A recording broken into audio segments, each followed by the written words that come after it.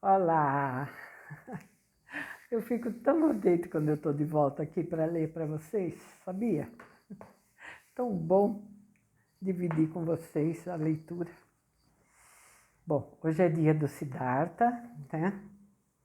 E nós vamos então hoje para o capítulo chamado Com os Samanas. À noite do mesmo dia, alcançaram eles os ascetas, aqueles mesmos esqueléticos samanas, e pediram-lhes licença para acompanhá-los. Prometeram obedecer-lhes e foram aceitos. Siddhartha deu as suas roupas a um brahmane indigente que se encontrava à beira da estrada. Apenas ficou com a tanga e a manta parda. Daí por diante, limitava-se a fazer uma única refeição por dia e deixava de comer alimentos cozidos. Jejuou durante 15 dias, durante 28 dias. A carne sumia-lhe das pernas e das faces. Fervorosos devaneios bruxuleavam em seus olhos encovados. Nos dedos ressequidos cresciam unhas compridas. Do queixo pendia a barba seca, hirsuta. Seu olhar tornava-se glacial, sempre que se deparava com mulheres. Desdenhosamente, crispava-se-lhe a boca, cada vez que, ao atravessar uma cidade, topasse com pessoas bem vestidas. Via muito bem como os mercadores faziam negócios, como os potentados iam à caça, os enlutados choravam seus mortos, as meretrizes se ofereciam, os médicos cuidavam de seus pacientes, os sacerdotes fixavam o dia apropriado para a semeadura, os namorados enlaçavam-se, as mães amamentavam os filhinhos. Mas nada disso era digno de ser olhado. Tudo era mentira, tudo fedor, tudo recendia a falsidade. Tudo criava a ilusão de significado, felicidade, beleza, e todavia não passava de putrefação oculta. Amargo era o sabor do mundo. A vida era um tormento. Um único objetivo surgia diante de Siddhartha: o objetivo de tornar-se vazio. Vazio de sede, vazio de desejos, vazio de sonhos, vazio de alegria e de pesar. Exterminar-se distanciando-se de si mesmo. Cessar de ser um eu. Encontrar sossego após ter evacuado o coração.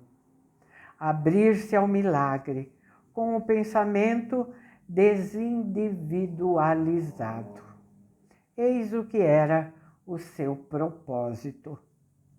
Quando todo e qualquer eu estivesse dominado e morto, quando dentro do coração se calassem todos os anseios e instintos, inevitavelmente despertaria no seu ser a quintessência, o último elemento, aquilo que já não fosse o eu, o grande mistério. Em completo silêncio, Siddhartha mantinha-se de pé, abrasado pelo sol do meio-dia, torturado pela dor, consumido pela sede. Mantinha-se de pé, até já não sentir nem dor nem sede. Em completo silêncio, mantinha-se de pé, na época das chuvas, com a água a gotejar-lhe dos cabelos, por sobre as espáduas gélidas, os quadris e as coxas enregelados.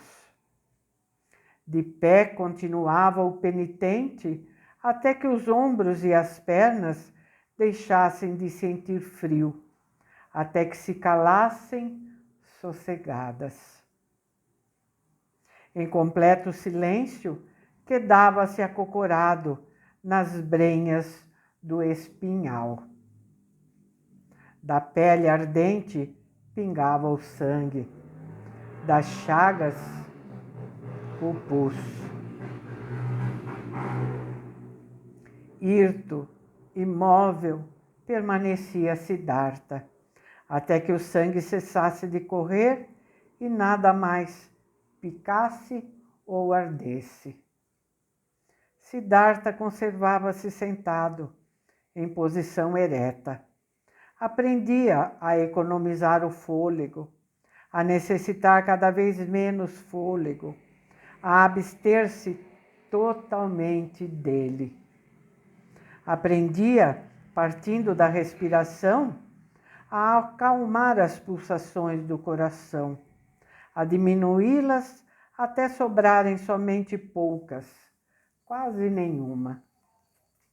Orientado pelo mais idoso dos samanas, Siddhartha exercitava-se na desindividualização e na meditação, segundo as novas regras da Irmandade. Uma garça voava por cima do bambuzal e Siddhartha acolhia-se na sua alma. Adejava por sobre as selvas e as serras, devorava peixes, sofria fome de garça, proferia grasnidos de garça, morria a morte das garças. O cadáver de um chacal jazia na areia da ribeira e a alma de Siddhartha infiltrou-se nele. Fez-se chacal morto. Jazeu na ribeira, entumecida, fedorenta, putrefata. Dilaceravam-se as hienas, dilaceravam-na as hienas, escorchavam-na os abutres, e ela transformou-se em pó, que esvoaçou pelos campos. Em seguida, a alma de Siddhartha regressava. Morrera, decompusera-se, transformara-se em pó. Experimentara a triste embriaguez do circuito. E Siddhartha, acossado de nova sede, tornava a espreitar, qual caçador, uma lacuna que lhe permitisse esquivar-se do circuito, para descobrir o lugar onde se encontrasse o fim das causas e começasse a eternidade isenta de pesares. Mortificava os sentidos, aniquilava as recordações, distanciando-se do seu eu. Introduzia-se em milhares de formas estranhas, convertia-se em bichos, carniças, pedras, tocos, águas, e ao acordar, sempre se reencontrava.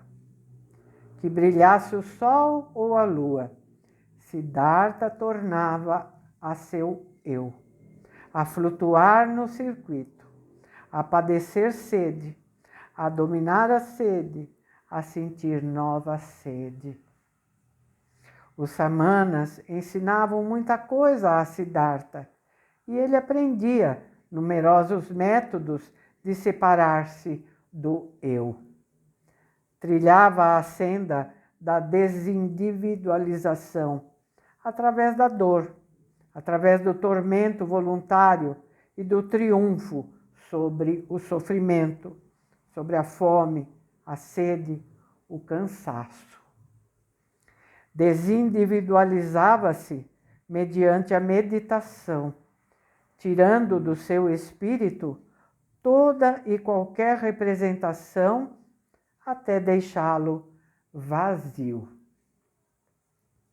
Aprendia a percorrer esse e outros caminhos, saindo inúmeras vezes do próprio eu e conservando-se no não eu, horas e dias a fio.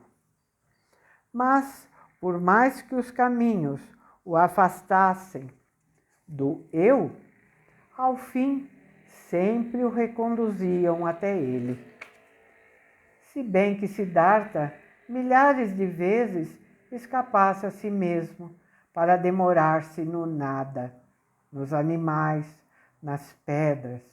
Era inevitável o retorno. Era impossível evitar a hora do reencontro. À luz do sol ou ao luar, na penumbra ou sob a chuva. Sempre vinha a hora em que ele era novamente Siddhartha, eu, e sentia mais uma vez a tortura do circuito imposto a ele. A seu lado vivia Govinda, sua sombra. Trilhava as mesmas sendas, afadigava-se da mesma forma. Só raras vezes falavam eles sobre outros assuntos que não aqueles que o serviço e os exercícios requeriam. De quando em quando, ambos passavam pelas aldeias a mendigarem alimentos para si e para os seus mestres. Que tal, Govinda? Disse Siddhartha durante uma dessas jornadas. Achas que fizemos progressos? Realizamos algum propósito? Respondeu Govinda. Aprendemos e continuamos a aprender. Tu, Siddhartha, chegarás a ser um grande samana. Em pouco tempo, conseguiste executar todos os exercícios. Frequentemente, os velhos samanas tributaram-te admiração. Um dia serás um santo, ó Siddhartha. Replicou Siddhartha. A mim, meu amigo, as coisas não se apresentam assim. Olha, Govinda, aquelas lições que até o dia de hoje aprendi dos samanas, eu poderia tê-las assimilado mais depressa e com menos esforço. Aquilo, meu caro, posso aprendê-lo em qualquer tasca do bairro de meretrizes, entre carroceiros e jogadores de dados. Siddhartha está brincando comigo, tornou Govinda. Como poderias obter daqueles miseráveis a arte da meditação, a suspensão do fôlego, a insensibilidade à fome e à dor? Mas Siddhartha disse em voz baixa, como se falasse de si para si. O que é a meditação? O que é o abandono do corpo? Que significa o jejum? E a suspensão do fôlego? São modos de fugirmos de nós mesmos. São momentos durante os quais o homem escapa à tortura de seu eu. Fazem-nos esquecer passageiramente o sofrimento e a insensatez da vida. A mesma fuga, o mesmíssimo esquecimento, o boiadeiro encontra-os na estalagem, quando bebe algumas tigelas de vinho de arroz ou de leite de coco fermentado. Então cessa de sentir o seu eu, cessa de padecer dores, anestesia-se por algum tempo. Ao adormecer, junto à tigela de vinho de arroz, consegue o mesmo efeito que provocam Siddhartha e Govinda, cada vez que depois de prolongados exercícios se distanciam de seus corpos, a fim de entrarem no não-eu. Realmente é assim, Govinda. Ainda que fales assim, meu amigo, retrucou Govinda, sabes muito bem que Siddhartha não é nenhum boiadeiro e que os samanas não são ébrios. É verdade que um beberrão obtém o esquecimento. Certamente se lhe oferecem breves instantes de fuga e de sossego, mas sempre regressará do mundo da ilusão e tudo se lhe deparará como antes. Ele não se torna mais sisudo, não colhe conhecimentos, não sobe nenhum degrau. E Siddhartha replicou, sorrindo, isso não sei julgar. Nunca fui beberrão. Mas uma coisa sei, ó Govinda, nos meus exercícios e nas minhas meditações, eu, Siddhartha, encontro apenas fugidias fases de esquecimento. E que, apesar disso, continuo tão distante da sabedoria, da salvação, quanto fica um feto no ventre da mãe, disso tenho plena certeza. Em outra ocasião, quando Siddhartha, acompanhado de Govinda, saía do mato a fim de mendigarem na aldeia alguma comida para si e para os mestres, começou a abrir-se novamente, dizendo: Que achas, Govinda? Estamos no caminho certo? Pensas que nos aproximamos do conhecimento? Chegamos mais perto da graça? Ou, quem sabe, movimentamo-nos num círculo fechado, justamente nós que queríamos escapar ao circuito? A isso respondeu Govinda: Olha, Siddhartha, aprendemos muito, mas muita coisa ainda resta nos aprender. Não nos movimentamos num círculo fechado, senão subimos sempre. O círculo é uma espiral. Já galgamos numerosos degraus. Tornou Siddhartha: Que pensas? Quantos anos tem o nosso venerando mestre, o mais idoso dos samanas? E Govinda: O mais velho deve contar uns 60 anos. 60 anos, retorquiu Siddhartha, e não alcançou o nirvana. Nota do tradutor: nirvana, extinção da individualidade, emancipação final.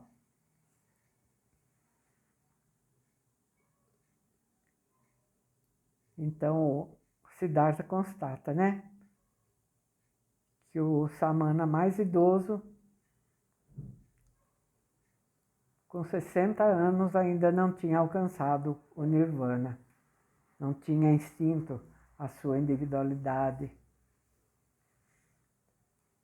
Ele completará 70 anos e 80, e tu e eu talvez cheguemos à mesma idade. Faremos exercícios, jejuaremos, havemos de meditar, mas nunca alcançaremos o nirvana, nem ele, nem nós. Acharemos consolo, encontraremos esquecimento, aprenderemos técnicas mediante as quais nos possamos iludir. O essencial, porém, o caminho dos caminhos jamais se nos descortina. O essencial, porém, o caminho dos caminhos jamais se nos descortina. Oh, Siddhartha, exclamou Govinda, Não pronuncieis essas palavras assustadoras. Como então seria possível que entre tantos homens sábios, entre tantos brahmanes, entre tantos samanas austeros e veneráveis, entre tantos e tantos pesquisadores esforçados e puros, não houvesse nenhum que fosse capaz de encontrar o caminho dos caminhos? Bom, Siddhartha vai responder ao Govinda, mas nós já chegamos no nosso tempo. Continuo a ler, então, no próximo livro da leitura deste livro, que eu considero simplesmente maravilhoso.